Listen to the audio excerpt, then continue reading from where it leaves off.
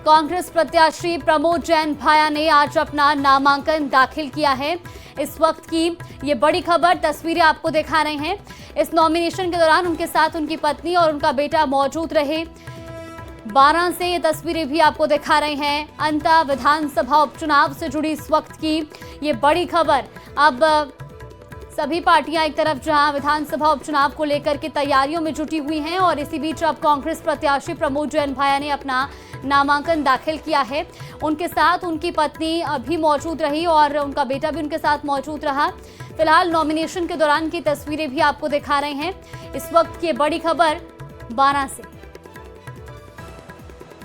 तो नामांकन के बाद रैली अभी वहां पर आयोजित होनी है। फिलहाल तस्वीरें आपको नॉमिनेशन के दौरान की दिखा रहे हैं। दरअसल अंता विधानसभा उपचुनाव के लिए अब नॉमिनेशन की प्रक्रिया जारी है और इसी बीच आज कांग्रेस प्रत्याशी प्रमोद जैन भाया ने अपना नामांकन दाखिल किया है।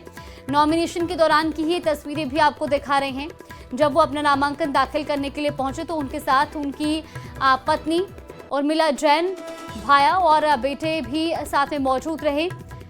तो देखिए, भारतीय जनता पार्टी की ओर से अभी प्रत्याशी के नाम का ऐलान होना बाकी है।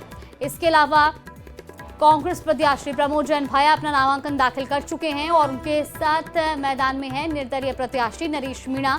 तो अंतः विधानसभा उपचुनाव के लिए नामांकन का दौर जारी है। आज कांग्रेस प्रत्याशी प्रमोद जैन भाया ने भी अपना नामांकन दाखिल कर दिया है। हालांकि भारतीय जनता पार्टी के प्रत्याशी की घोषणा होनी अभी तक बाकी है।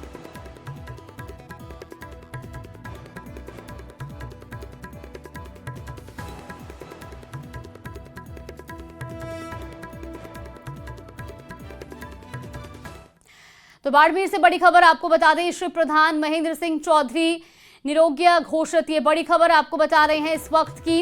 ये बड़ी जानकारी, वरिष्ठ सिविल न्यायाधीश बाड़मेर ने फैसला सुनाया है। कैलाश सिंह राठौर ने याचिका लगाई थी।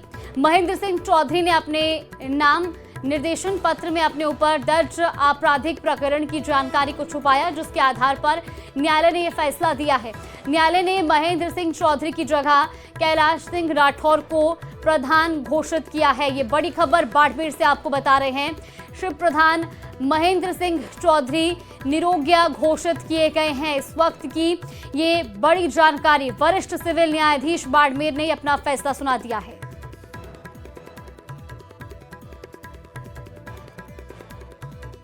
और अब जयपुर से बड़ी खबर आपको बता दें, सेशन कोर्ट को बम से उड़ाने की धमकी मिली है। ईमेल के जरिए बम से उड़ाने की धमकी दी गई। पूरी इमारत को इसके बाद एहतियातन खाली करवाया गया है। ये बड़ी जानकारी जयपुर से सामने आ रही है, जहां सेशन कोर्ट को बम से उड़ाने की धमकी मिली है। इस वक्त की ये बड़ी खबर जयपुर से।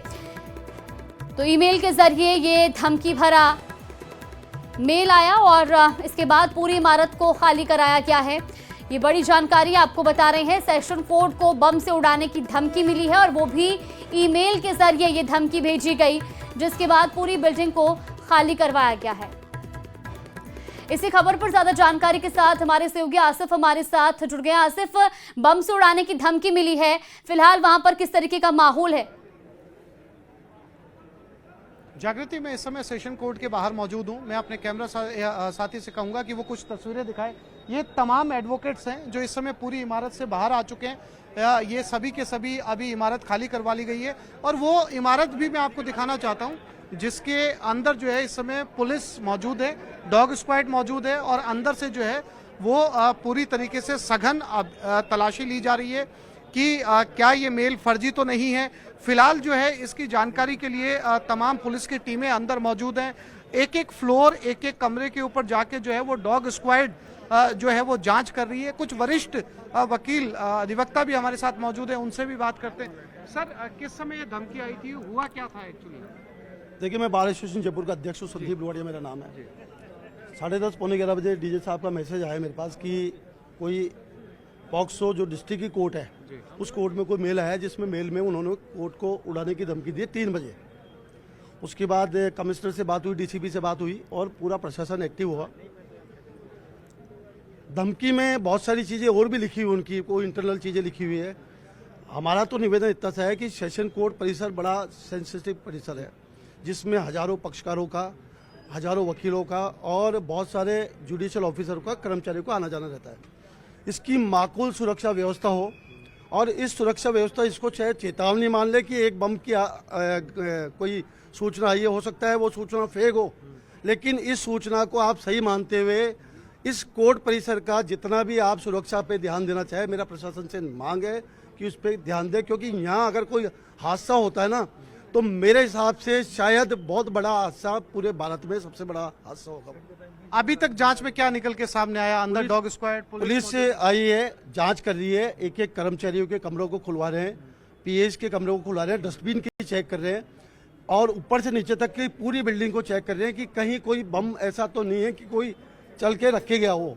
आपने बताया मेल में कुछ और बातें भी लिखी हुई थी धमकी के अलावा। इंटरनल बातें लिखी हुई उनकी, वो सब चीजें मैं भी सार्वजनिक नहीं कर सकता कि उसको धमकी देंगे, उसको ये करेंगे वो, लेकिन उन्होंने टारगेट करा है पोक्सो कोर्ट को, और पोक्सो कोर्ट को अगर उन्होंने मेल भेजी है इसका मतलब उन्होंने या तो इंटेंशनली भेजी है और या फिर कोई ना कोई ऐसी बात है कि उन्होंने पोक्सो कोर्ट को टारगेट पर रख के कोर्ट परिसर को टारगेट करा। वो एक जांच का विषय है, वो जांच के विषय में सब चीजें आ जाएगी। ये जागृति बार एसोसिएशन के यहाँ जी। पर अध्यक्ष हैं और इसी कोर्ट का एक हिस्सा है पोक्सो बिल्कुल कोर्ट। आसिफ, इनका और कहना अभी है फिलहाल ये कि पूरा उस- जांच का विषय है कि आखिर ये धमकी भरा मेल भेजने वाला है कौन।